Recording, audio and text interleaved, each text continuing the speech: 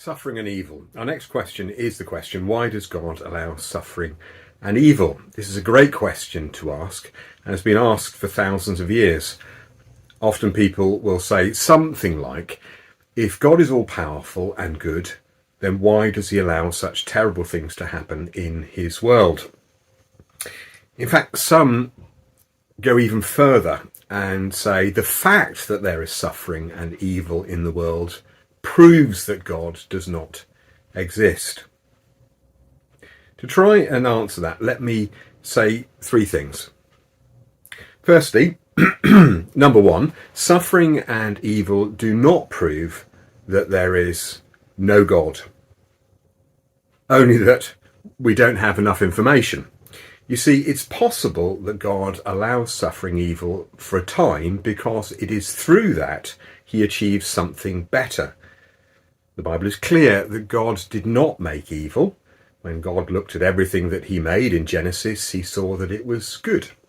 But we live in a world where people do wicked things, and evil and suffering are very obviously real. Where that comes from, we'll take another video, but our question is, why does God allow that? And Paul in Romans 8 says that the suffering that we see now are only temporary, firstly, and secondly, there so that something better comes at the end. He uses the illustration of having a baby. Having a baby is a very painful experience, I'm assured, and yet what comes at the end is so wonderful that the pain and even danger are worth it.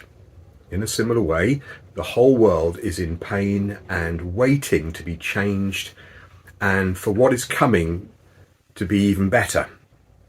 I find this very helpful because it reminds me that it's not all about now, and it's easy to think in too short and too small a way about the things that happen.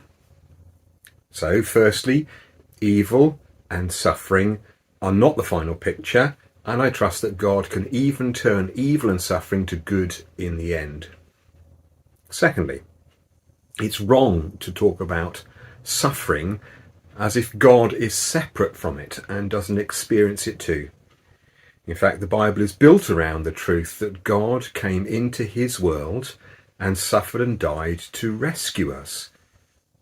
Jesus understands suffering and endured all that he did because he loves us and works to rescue us from sin and suffering and even death itself. It is encouraging to think that God himself suffers. And so when we go with our own suffering and struggles and troubles to him, he is able to sympathise, and he's working to bring an end to all of that one day. Thirdly, it is easy to sound cold and calculating when we talk about suffering, as if we understand all of it completely. But there's a whole book in the Bible called the Book of Job that is a good lesson in humility. Job goes through all sorts of terrible experiences, the loss of his money, the loss of his property, and then the loss of his children as they die. And then he gets really ill himself. He has terrible experiences, great suffering.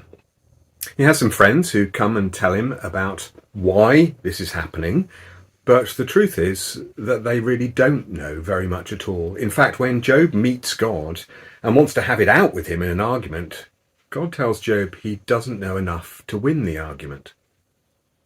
Again, I find that very helpful, because while I believe God is in control and he is working out his good plan to deal with sin and suffering forever, I don't know about every situation, and it would be foolish to think I'm clever enough to see what God is doing in every disaster and in every particular bit of suffering that I or my friends or the people I know go through. So, to recap, God has a plan, he's working, and the route involves hard things. Secondly, he himself understands and experiences suffering in order to rescue us. And number three, I need to be humble and say I can't always be sure of the details, but I can humbly trust God, who is in control.